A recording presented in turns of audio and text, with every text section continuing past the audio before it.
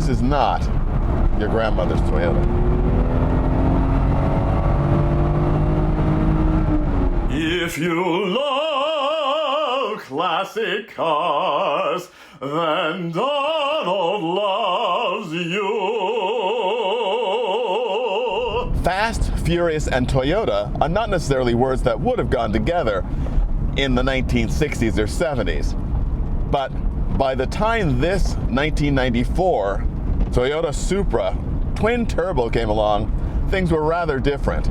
It's amazing the distance that Toyota traveled from its foundings in the late 1930s. And it's also quite interesting that while Toyota certainly made their reputation around the world and here in the United States with very well-built economy cars, let's not forget that Toyota knew how to build a fast car and shock the world with the 2000 GT, which in its competition forms did extremely well in SCCA racing in the US and of course was a dominant champion in Japan.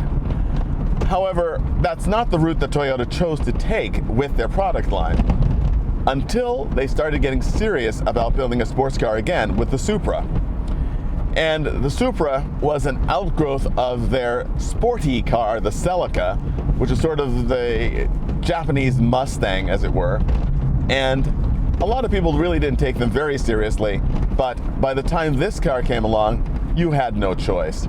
The specification is really impressive. 321 horsepower, great torque, 0 to 60 in 6.3 seconds, which is really an impressive figure for a car like this. And of course, these cars are eminently tunable, and that's what made them the incredibly popular piece of kit for the tuner crowd.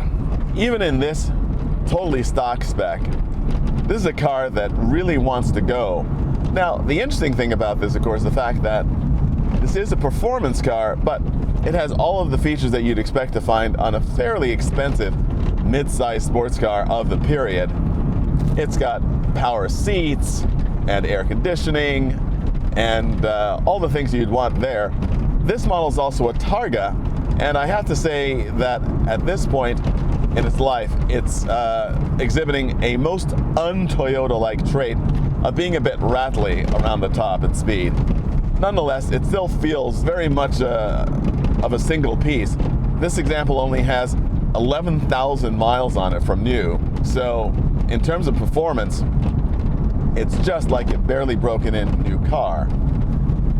Now, of course, this is not the luxury offering from Toyota. In 1994, you could have chosen an SC400 if you wanted much of this power with a lot more luxury. But this is for the person who wants to be a little bit more serious about their performance.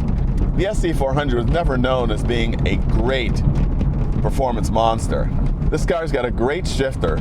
Feels very, dare I say, Porsche-like, very short throw, very responsive. And it's a 6-speed gearbox. It's also fairly high spec for the time. And a very balanced chassis. If it weren't for that incessant rattling from the roof panel, I'd say this is a really, really satisfying car.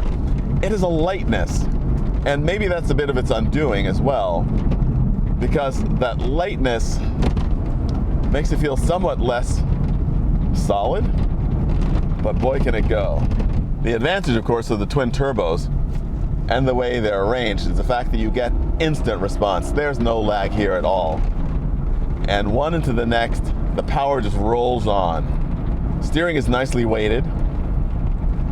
There's absolutely no sneeze room in the middle. You turn the wheel, the car responds. And you get to about 4,000 RPM, and it really wants to go. There's a nice little whistle in the background too, which is a nice aural accompaniment to our travels. A nice deep throaty roar that you wouldn't necessarily expect from a Toyota. But this is no ordinary Toyota, of course. This car, of course, is made absolutely infamous by its appearances in the Fast and Furious franchise, as well as every digital racing game there is. Now, of course, some of the heroics that you see in the movie, plus, of course, anything you can do in a digital game, are slightly beyond the capabilities of a out-of-the-box stock car.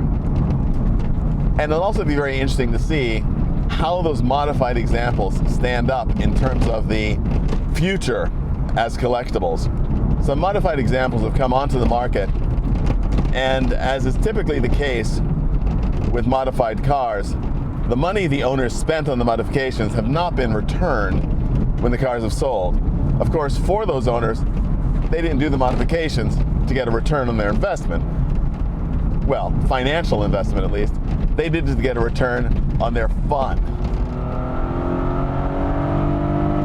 Taking this car up to its 7,000 RPM red line is very satisfying and easy to do. The engine revs freely and willingly.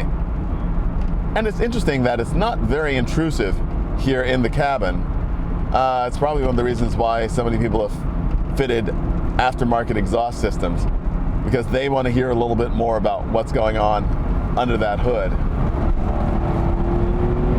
Yeah, you better have a firm hold on your driver's license before you drive one of these cars in anger, because it could be out of your pocket in a very short while. But interestingly enough, it's also a car that doesn't have to be driven at its limit to be enjoyable. It's got very comfortable seats. They hold you in place well without grabbing you. The instruments are all nicely laid out. There's nothing fancy about this cabin at all. Again, if you wanted fancy, you went for the Lexus instead. But it's certainly well crafted. It has a bit of the air of a Porsche 928 on a budget. This car does have a very, perhaps Porsche 944 feel. It'd be interesting to drive these cars back to back, a Porsche 944 Turbo and one of these. But this is certainly a very satisfying car, and certainly worthy of the collector status that it has attained. This is not your grandmother's Toyota.